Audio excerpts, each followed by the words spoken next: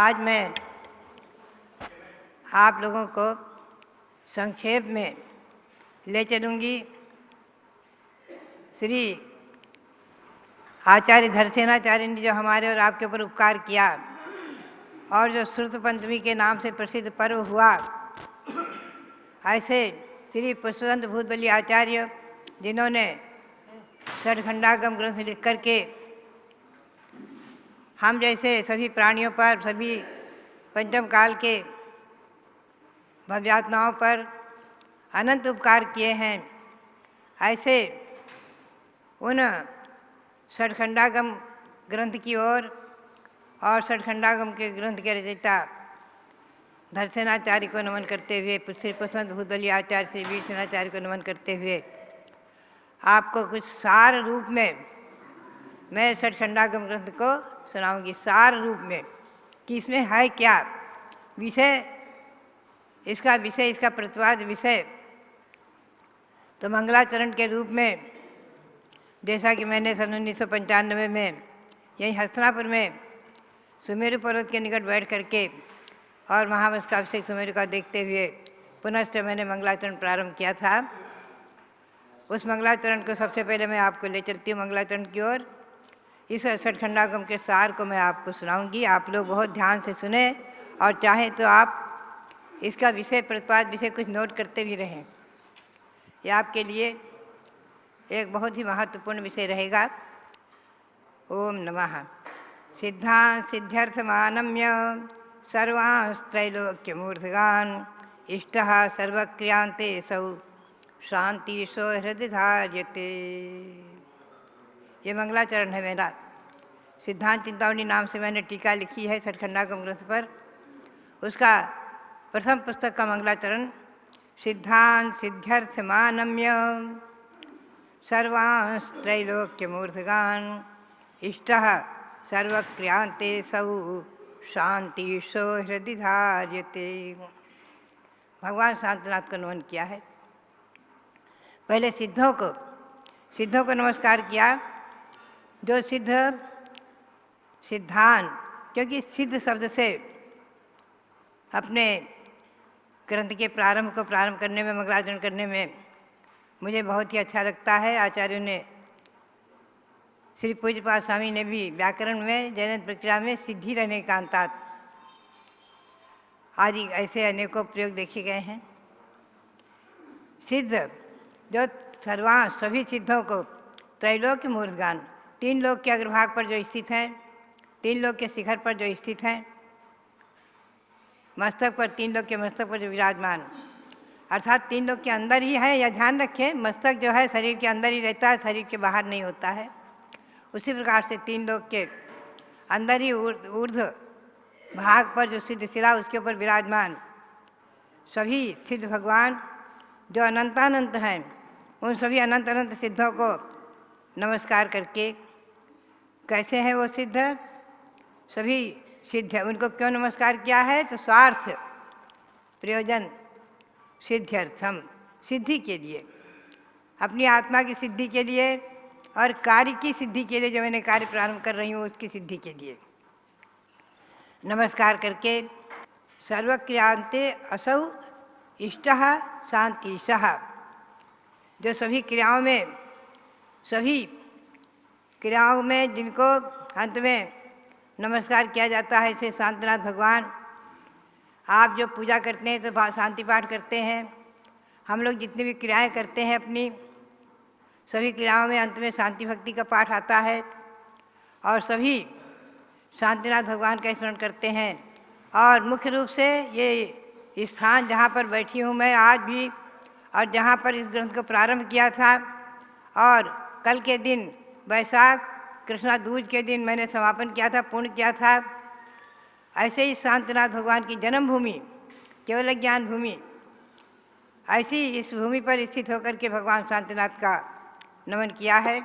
सर्वक्रियांते असौ शांतिशः, ऐसी शांतिनाथ भगवान जो है, उन्हें जो इष्ट है सभी क्रियाओं में, ऐसे शांतिनाथ भगवान जिनकी जन्मभूमि में बैठकर मैं कार्य कर रही हूँ, ऐसे शांतिनाथ भगवान, उनको मैं हृदय धार्यते, उनको हृदय में विराजमान करती हूँ। उनको नमन करते हुए हृदय में विराजमान करती हूँ। इस प्रकार से मैंने मंगलाचरण किया है। मंगलाचरण यद्यपि 17 पद्यों में है, 17 काव्य में है। मैं उसको सुनाऊंगी क्रमशः आपको। पहले एक श्लोक और लेकर मैं आपको विषय वस्तु बताऊंगी। त्रैकालिकारतो अनंतान चतुर्विंशति तीर्थपान श्रीमंदरादि तीर्थेशान नमः सर्वार्थ सिद्धये।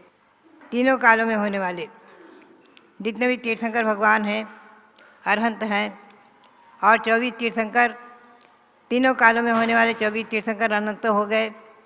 ऐसे अनंत अनंत 24 तीर्थंकर भगवंतों को, अनंत अनंत 24 भगवंतों को, और श्रीमंदरादि 20 विद्वान जो तीर्थंकर आज विराजमान है, विद्यमान हैं 5 महाविदेहों में अथवा 160 विदेहों में जो 20 तीर्थंकर आज विद्यमान हैं, विहरमाण हैं,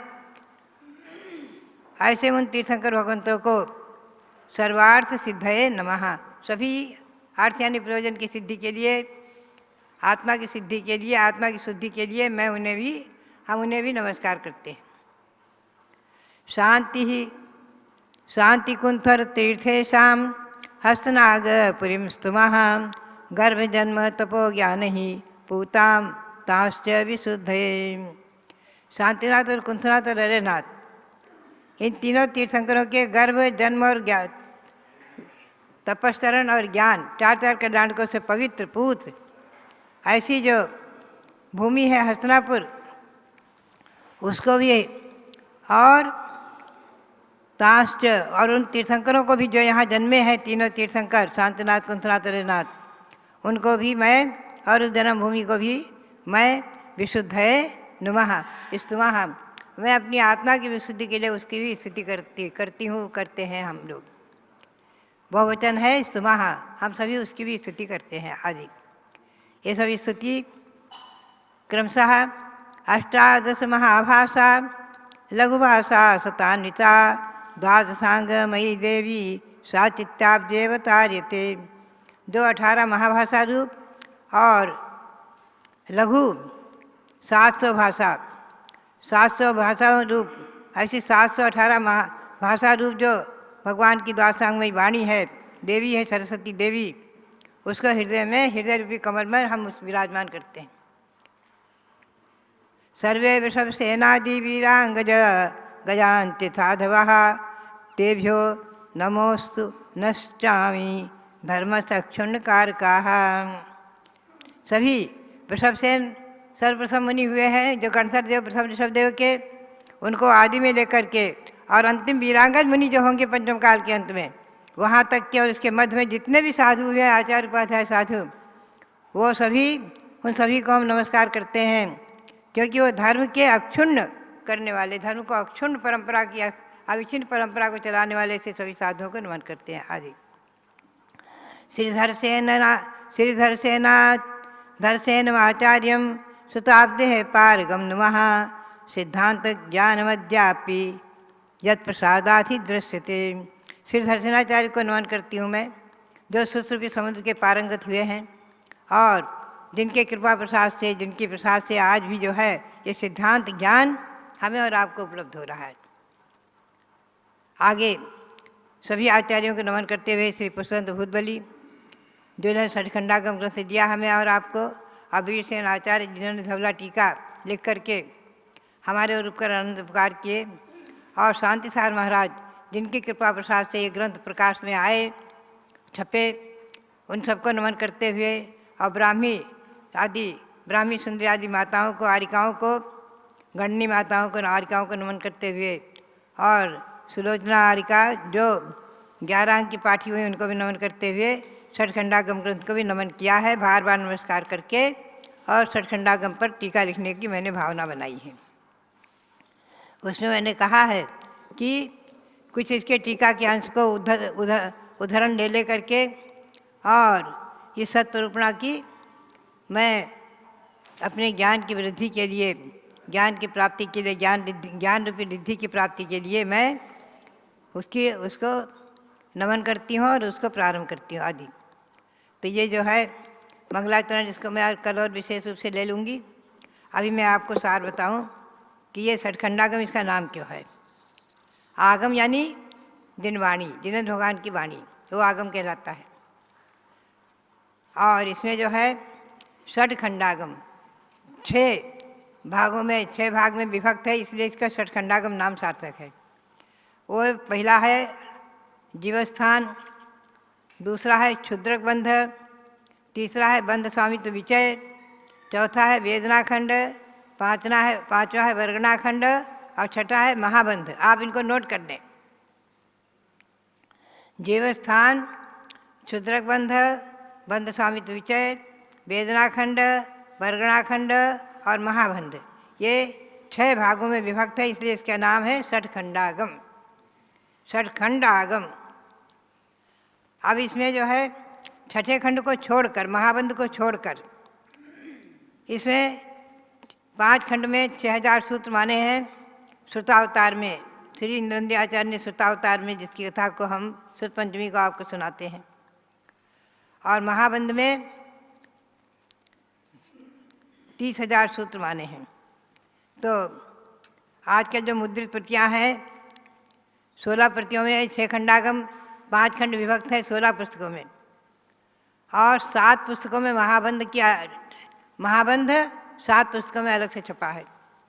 तो षटखंडागम में धवला टीका नाम से, उसे धवला भी कहते हैं, धवला टीका के नाम से प्रसिद्धि को प्राप्त 16 पुस्तकों में विभक्त है, छपा हुआ हिंदी अनुवाद होकर आचार्य श्री शांताचार्य महाराज की कृपा प्रसाद से विद्वानों ने उसका हिंदी अनुवाद किया है और आचार्य श्री की प्रेरणा से प्रकाशित हुआ है।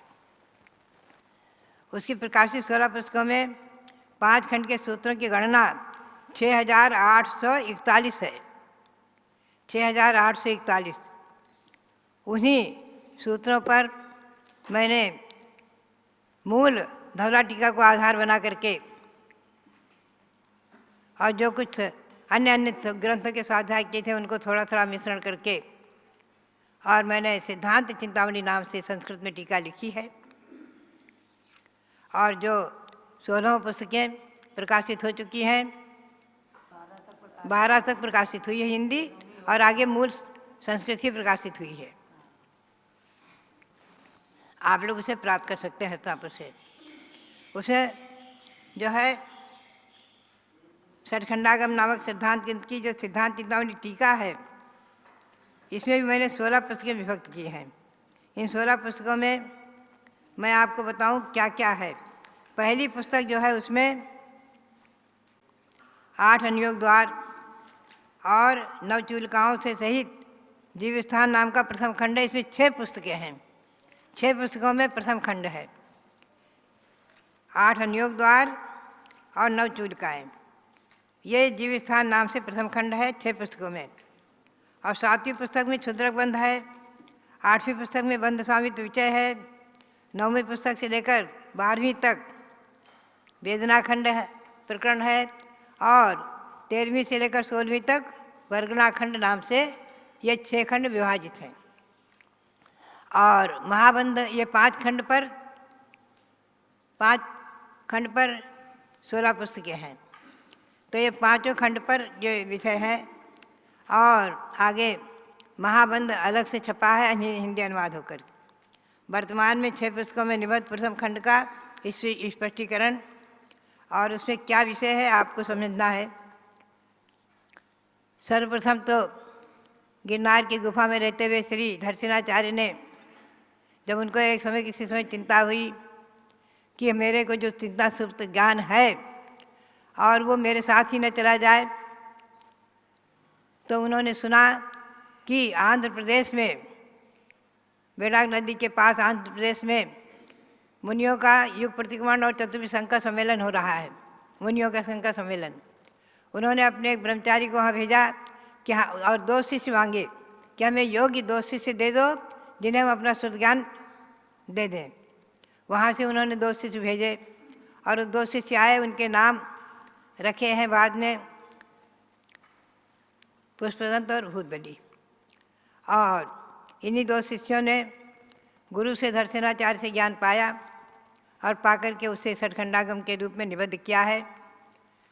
तो षटखंडागम में 5 खंड पर धवला टीका है, और महाबंध पर वो 7 पुस्तकें हैं।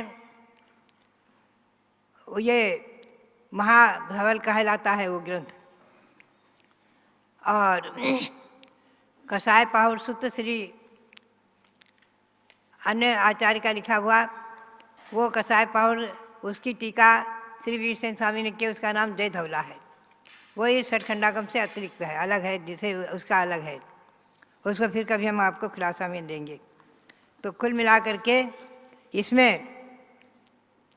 जो है पहली पुस्तक में केवल जितने सूत्र हैं 77, उनमें विषय क्या है इस पर हम आपको विस्तार रूप से कल ले चलेंगे। मूल में समझें आप कि सर्वप्रथम श्री पुष्पदंत आचार्य ने मंगलाचरण किया, नमोकार मंत्र को मंगलाचरण में रखा। तो नमोकार मंत्र जो है अनादि निधन शाश्वत महामंत्र नमोकार मंत्र को इसमें रखा है। और उसी पर मैंने अपनी चिंतामणि टीका में स्पष्टीकरण किया है कि नमोकार मंत्र अनादि है, अनादिकाल से चला आ रहा है। और इसमें जो 5 पद 35 अक्षर और जितनी मात्राएं आदि उनका स्पष्टीकरण किया हुआ है। और उनमें पूरा द्वादशांग निहित है। इस महामंत्र में नमोकार मंत्र में पूरा द्वादशांग निहित है। नमोकार मंत्र एक अनुचिंतन नाम से एक पुस्तक प्रकाशित हुई है जिसे ज्योतिषाचार्य नेमीचंद ने लिखा। बहुत ही सुंदर है, उन्होंने शोधपूर्ण उसके लिखा है, सारे द्वादशांग उसमें निहित हैं। तो उसको भी मैंने लिया है, उसको भी आधार बना करके। और नमोकार मंत्र अनादि निधन है, इस बात को अच्छी तरह सिद्ध किया है। क्योंकि उमा स्वामी आचार्य के द्वारा उपलब्ध जो नमोकार मंत्र महात्म्य नाम से एक स्तुति है 12 काव्यों में, विषनिष्ठन घन कर्म राशि मसली संसार भूमि वृत्ता आदि, जो कि मैंने जिसका हिंदी अनुवाद करके और लगभग 50 वर्ष पूर्व प्रकाशित किया था, सन 66 में शायद प्रकाशित किया था। बहुत ही सुंदर वो स्थिति है। उसमें बहुत स्पष्ट कहा है कि एक चना विश्वस्मादरिका अनंता उत्सर्पणी प्रवृत्तिया प्रयोर्विवर्ता ते स्वयं प्रतरम प्रथम प्राप्ति लब्ध्वा विमे विगता शिवमत लोका। जो आज तक अवसर्पणी उत्सर्पणी अनंतों व्यतीत हो गई, उन अनंतों अवसर्पणी उत्सर्पणी में आज तक जितने भी महापुरुषों ने अपनी आत्मा को पवित्र करके पावन करके स्थित बनाया है, वो सभी इस महामंत्र नमोकार मंत्र को लेकर ही बनाया है। ऐसा है महामंत्र, ऐसा उन्होंने अच्छी तरह सिद्ध किया है कि महामंत्र अनादिकाल से अनंत अवसर्पणी उत्सर्पणी में चला आ रहा है। आदि अनेकों प्रमाण हमें उपलब्ध हुए हैं। नमोकार कल्प एक पुस्तक आचार्य श्री देशभूषण जी महाराज की अनुकंपा से छपी है, उसमें भी अनेकों प्रमाण ऐसे उपलब्ध हुए हैं, अनेकों श्लोक प्राप्त हुए हैं जिनसे नमोकार मंत्र अनादि निधन है। इसमें मैंने अनादि निधन नमोकार मंत्र को सिद्ध किया है। पुनः से इसमें 14 गुण स्थान और 14 मार्गणाओं का विस्तार रूप से कथन है, जिनका सार गोमरसार जीवकांड में निहित है। और उस सार का भी सार मैंने गोमरसार की कुछ कतिपय गाथाओं में, लगभग 100 गाथाओं में निबद्ध लिया है। कुछ उसकी गाथाएं लेकर के और अपने संघ के ब्रह्मचारी बहनों को आज को पढ़ाना, याद कराना रखा, पाठ्य पुस्तकों में उसे रखा। क्योंकि गोमरसार जीवकांड में बहुत गाथाएं हैं।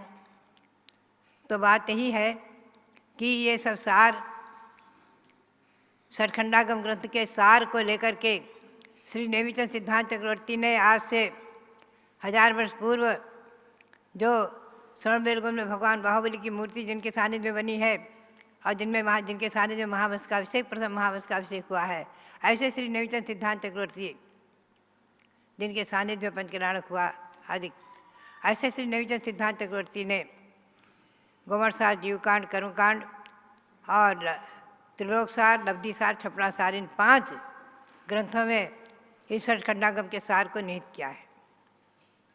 तो भव्यात्माओं, आज जितने भी ग्रंथ उपलब्ध हैं मैं समझती हूँ सब विधि के अंशरूप ही हैं। इसके पूर्व श्री गौतम गणधर स्वामी के मुख से निकली वाणी चैत्य भक्ति, जिसमें नवदेवताओं की स्तुति विशेष रूप में है, संसार में तीनों लोगों में जो स्तुत्य आकृतिम कृत्रिम जिन मंदिर जिन प्रतिमाएँ उनकी सबकी स्तुति और पुनश्च दैविक पाक्षिक प्रतिकोण सूत्रों में जो कुछ दंडक सूत्र आते हैं, जो कुछ सूक्ष्म सूत्र आते हैं जो अनंत अर्थ को लिए हुए हैं, मैं समझती हूँ ये षटखंडागम भी उसी का सार है। और आगे जितने भी ग्रंथ हैं सब एक एक दूसरे के सार रूप में ही सार रूप में ही है। तो भव्यात्माओं में भी कुछ सार रूप में ही आपको इस प्रथम पुस्तक के सार को ही क्रमशः सुनाऊंगी। आप ध्यान में रखें कि सबसे पहले महामंत्र आदि निधन इस पर मैं प्रकाश डालूंगी और पुनः से एक एक विषयों पर थोड़ा संक्षेप में सार रूप में आपको ले चलूँगी। तो भव्यात्माओं, ये दासांगमयी निर्माणी माता सरस्वती देवी और भगवान तीर्थंकर भगवंतों का नादिघ्न शाश्वत सार्वभौम अहिंसा परमो धर्म और उनकी दिव्य ध्वनि अनादिकाल से चली आई, उनकी दिव्य ध्वनि उसका सार रूप जो अंश आज हमें निर्वाणी रूप में विभक्त प्राप्त है, उसको कोटि कोटि नमन करते हुए और आपके लिए इस मंगल बेला में बहुत बहुत मंगल आशीर्वाद। आप लोग इसके सार को भी समझ करके और अपने ज्ञान को परमार्जित करते हुए भावना भाएं कि हे भगवान ऐसा दिन हमें प्राप्त हो कि हम और आप भी 11 14 पूर्व के पाठी बनकर सुतकेवली बने और केवली सुतकेवली बन करके और अपनी आत्मा को केवल ज्ञान से विभूषित करके केवल ज्ञानी बनाए, अपनी आत्मा में केवल ज्ञान ज्योति को प्रकट करें। इसी भावना के साथ आप सबके लिए पुनः बहुत बहुत मंगल आशीर्वाद।